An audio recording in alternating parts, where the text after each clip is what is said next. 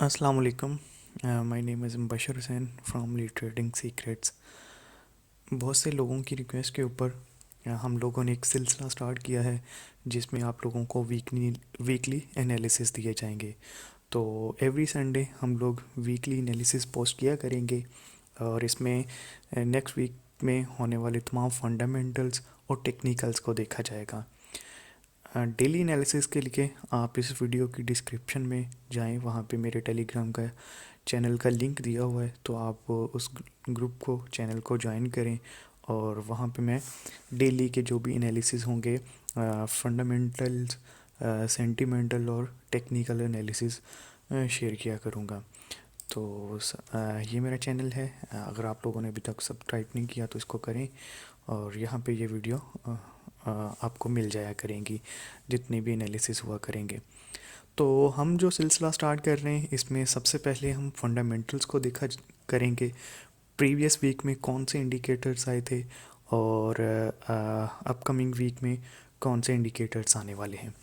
तो आज हम स्टार्ट करते हैं। लास्ट वीक में देखते हैं कि कौन कौन से फंडामेंटल्स थे और उनके क्या इंडिकेटर्स जो हैं आए हैं। लास्ट वीक में देखा जाए तो ओपेक मीटिंग थी। ओपेक मीटिंग इन्होंने डिसाइड किया है ऑयल की जो सप्लाई है उसको कट किया है 7.7 बिलियन पर डे से जो है 7.2 मिलियन बैरल पर डे के ऊपर आ गए हैं। इसी वजह से ऑयल की प्राइसेस जो हैं वो उनमें एक अप साइड के ऊपर फास्ट मूव हुई है। तो इसके अलावा हमारे पास थे यूएसडी के फाइनल मैन्युफैक्चरिंग पीएमआई थी, जो कि बड़ा अच्छा डाटा आया, उसने जो फोरकास्ट को बीट किया। ओपेक की मीटिंग इसके बाद देखा जाए तो कुछ ख़ास नहीं था क्योंकि फर्स्ट वीक था दिस ईयर का, तो उस वजह से कुछ ख़ास इकोनॉमिक एक्टिविटीज़ नहीं थी।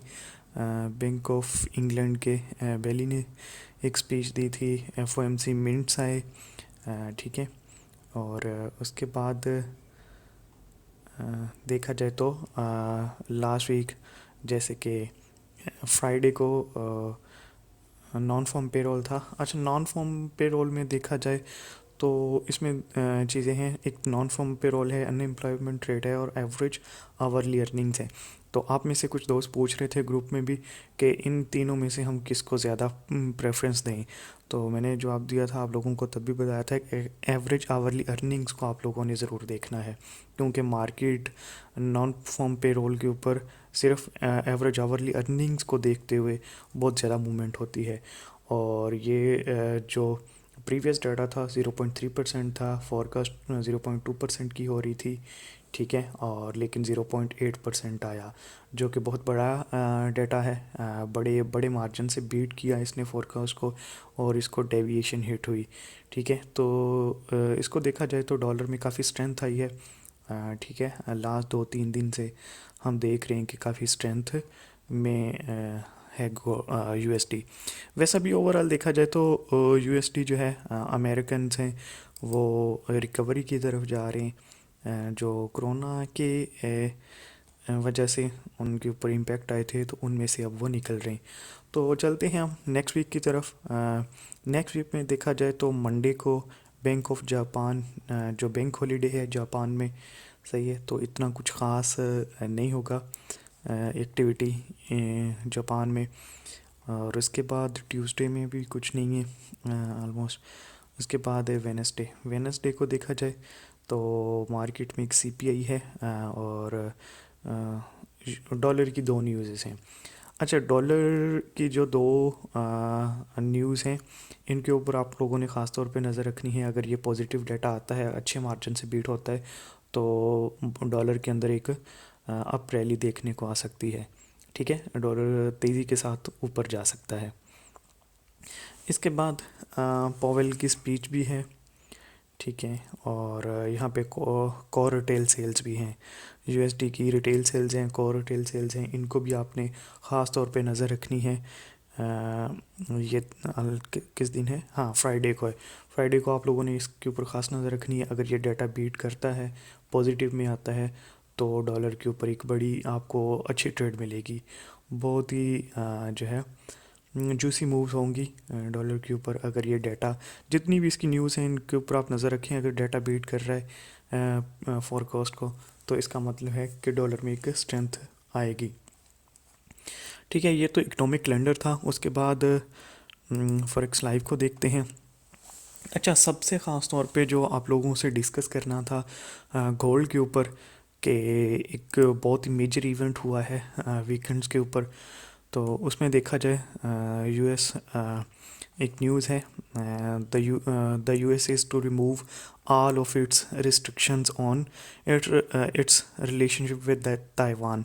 जैसे पाकिस्तान जो है वो इसराइल को नहीं मानता, ठीक है, अभी तक पाकिस्तान ने एक्सेप्ट नहीं किया इसराइल को। इसी तरह जो चाइना है वो ताइवान को नहीं मानता, उसने एक्सेप्ट नहीं किया हुआ एज अ नेशन। ठीक है, ताइवान को वो एक अलग कंट्री नहीं मानता चाइना।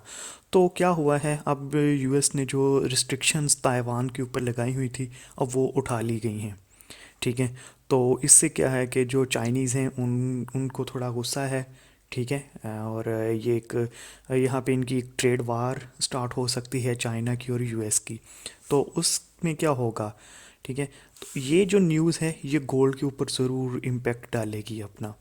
ये न्यूज़ गोल्ड के ऊपर इम्पेक्ट इस ऐसे डालेगी कि गोल्ड जो है सुबह गैप के साथ ओपन हो सकता है, और जो है अपसाइड के ऊपर रैली उसकी स्टार्ट हो सकती है।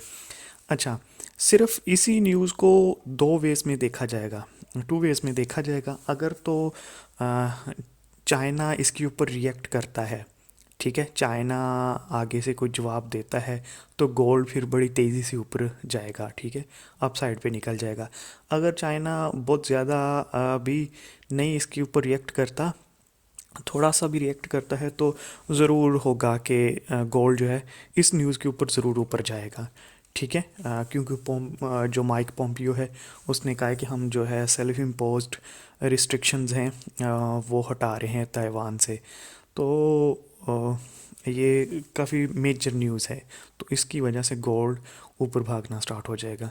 इसके अलावा एक और न्यूज़ है, 6 new reasons for US dollar rally. तो ये 6 रीजन्स बताई गई हैं कि डॉलर जो है अब कैसे मूव करेगा। उसमें क्या क्या देखने को आ सकता है। वो कह रहा है कि higher US stimulus will boost growth. ठीक है, जो स्टिमुलस पैकेज का ऐलान करेंगे तो वो गोल्ड को सॉरी डॉलर को ऊपर लेके जा सकता है। उसके बाद जो यूएस है उसने फर्स्ट कंट्री है जिसने वैक्सीनेशन स्टार्ट कर दी है लोगों को लगाना, तो ये भी डॉलर के लिए एक पॉजिटिव न्यूज़ है। ठीक है, हायर ट्रेजरी यील्ड्स हैं। उसके बाद Fed expectations are too dovish. यहाँ पे ये बता रहा है कि फेड की जो एक्सपेक्टेशंस हैं वो डोविश हैं, लेकिन जिस तरह के यूएस के इंडिकेटर्स आ रहे हैं, जिस तरह की उनकी न्यूज़ आ रही हैं, और वो प्रीवियस को बड़ी अच्छी तरह से बीट कर रहे हैं, ज़्यादा अच्छे इनके इंडिकेटर्स आ रहे हैं, तो उससे लगता है कि डॉलर स्ट्रेंथ गेन कर रहा है। और यहाँ पे टेक्निकल्स भी हैं डॉलर में देखा जाए तो, एक ये रिसेंटली स्पॉट बनी हुई है। ठीक है, तो उसकी वजह भी ये हो सकती है कि गोल्ड ऊपर की तरफ मूव करना स्टार्ट कर दे। ठीक है, इसके बाद जो गोल्ड में परमानेंटली स्ट्रेंथ तब आएगी जब इन्होंने क्वांटिटिंग ईजिंग, जो नोट छापने का अमल जब स्लो करेंगे, तो गोल्ड के अंदर यूएस डॉलर के अंदर एक स्ट्रेंथ जो है परमानेंटली जो डेवलप हो जाएगी। ठीक है, आप लोगों ने नज़र रखनी है कि जो ही इनकी कोई भी न्यूज़ इन्फ्लेशन से रिलेटेड या क्यूई से रिलेटेड आएगी तो वो गोल्ड के ऊपर बहुत ज़्यादा इम्पेक्ट डालेगी।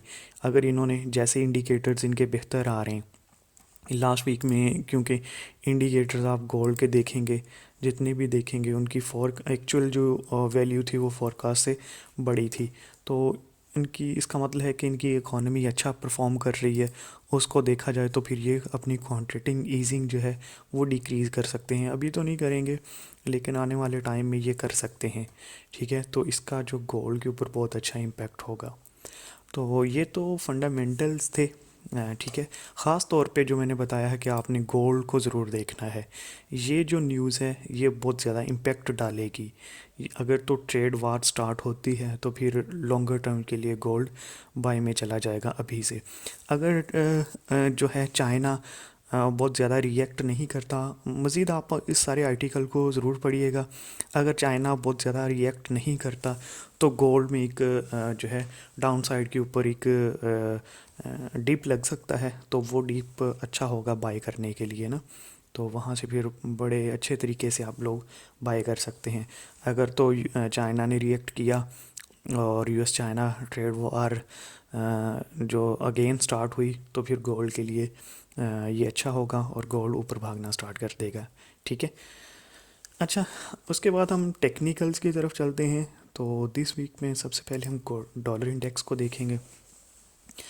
डॉलर इंडेक्स का देखा जाए चार्ट तो यहाँ से ये रिकवरी कर रहा है। आप देखेंगे कि 3 बार बनी है अप साइड के ऊपर, वॉल्यूम ज़्यादा आया है। तो इसकी नेक्स्ट जो हो सकती है मोस्ट प्रोबेबली जो इसकी नेक्स्ट मूव हो सकती है, ये एक जो है रेजिस्टेंस आ रही है। ठीक है, ये एक रेजिस्टेंस है और उसके बाद एक ये वाली रेजिस्टेंस है। ठीक है, और उसके बाद फिर यहाँ से अगर गो जैसे कि इसके इंडिकेटर्स आ रहे हैं तो एक्सपेक्टेशंस हैं कि डॉलर यहाँ तक चला जाएगा। ठीक है, काफ़ी एक्सपेक्ट किया जा रहा है कि गोल्ड अप साइड के ऊपर अब मूव करना स्टार्ट कर देगा। तो देखते हैं मज़ीद क्या होता है। एक मिनट।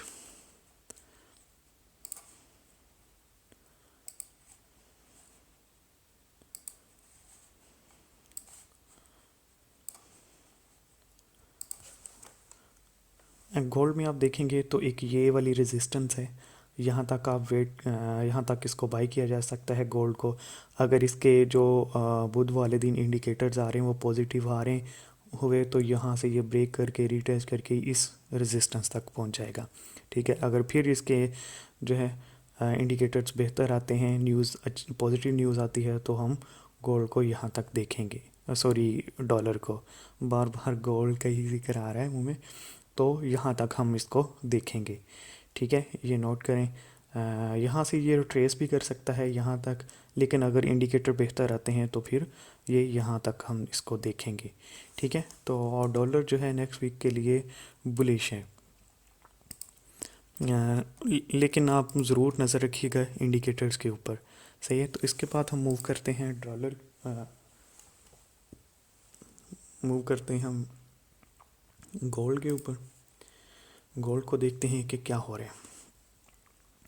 अच्छा, गोल्ड में देखें लास्ट डे फ्राइडे को बड़ी ज़बरदस्त सेलिंग यहाँ से हुई है और बड़ी स्पीड से गिरा है।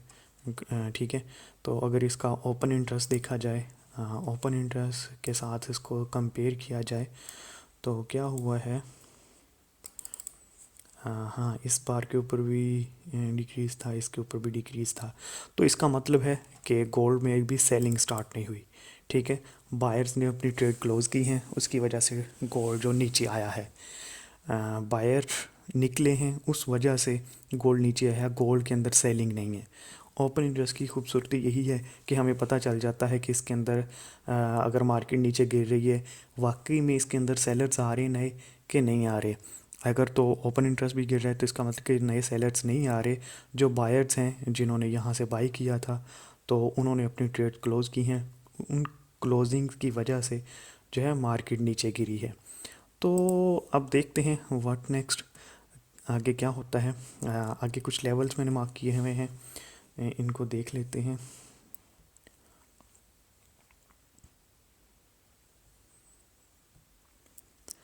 ये वाला एक लेवल है। ठीक है, ये इसने ब्रेक किया है। ब्रेक करने के बाद गोल्ड यहाँ से उठ सकता है। अगर तो जो मैंने आपको न्यूज़ बताई है